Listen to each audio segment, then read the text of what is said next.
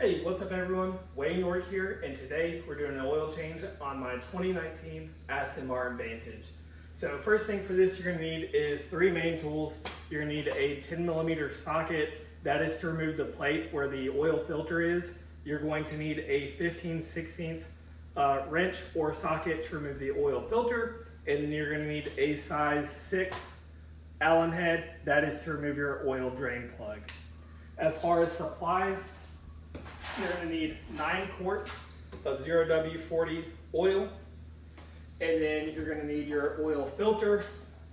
The one I have here is a STP, part numbers S11792XL. I can list that in the description below as well. And then you're also going to need a crush gasket for the oil drain plug to replace that. You can get those online. I can put a link to it, or at any local parts store. All right, so let's get into it. All right, guys, so I am underneath the car looking forward. Here is the oil drain plug. It is the size 6 Allen, so I'm about to break that loose and go ahead and drain the oil. All right, guys, so I do not like the factory style Allen drain plug. So I got this, I'm replacing it with. It is a M14 by 1.50 magnetic drain plug. So it's going to have the normal bolt style head, and that's going to make this a lot more convenient. So that's what I'm putting back in the car from now on. I picked it up at a local AutoZone. Alright, so the oil drain plug is in and tightened down.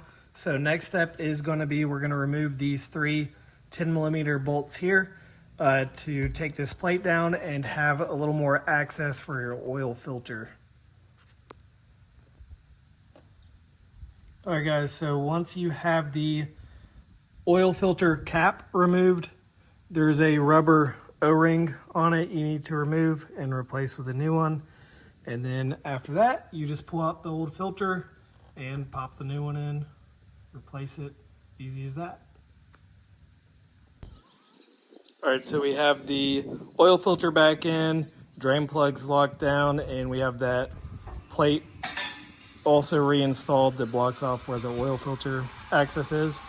We're gonna get the car down and then fill it up with 9 quarts of fresh 0W40.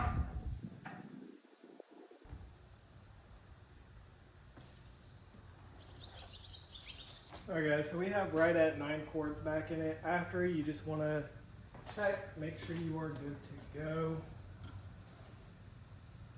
I'm going to wipe off the dipstick oil level.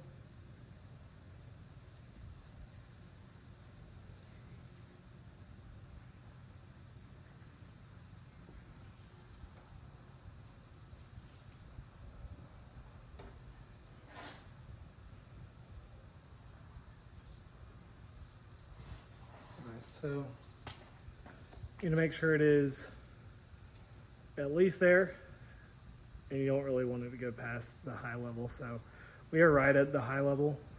I'm gonna keep it there, call it good to go.